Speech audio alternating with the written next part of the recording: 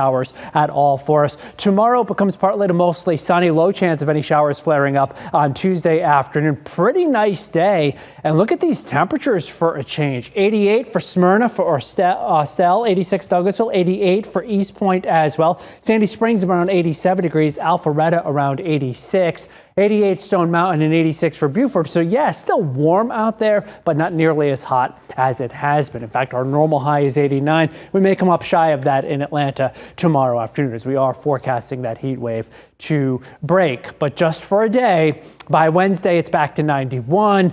And then from 4th of July into the weekend, the temperatures into the mid 90s. But what about rain chances? Looks mainly dry for us tomorrow. An isolated shower or thunderstorm possible Wednesday and Thursday. Most of 4th of July looks dry. If we're running the Peachtree Road Race, it'll be very warm. It'll be very humid, as it often is for that great 10K road race on Thursday morning. Friday and Saturday, scattered showers and thunderstorms are in the forecast.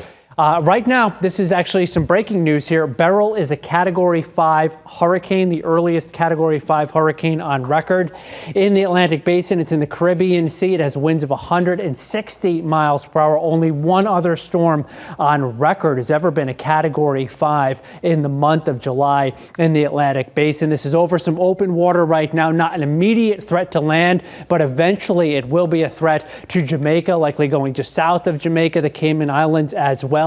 It is forecast to weaken to a Category 2 as it nears those islands and then continue to weaken as it gets closer to Cancun later on in the week. Here's Atlanta's most accurate 7-day forecast. Mid-90s take us through the weekend and into early next week. Again, isolated to scattered showers and thunderstorms likely Friday and Saturday. All right.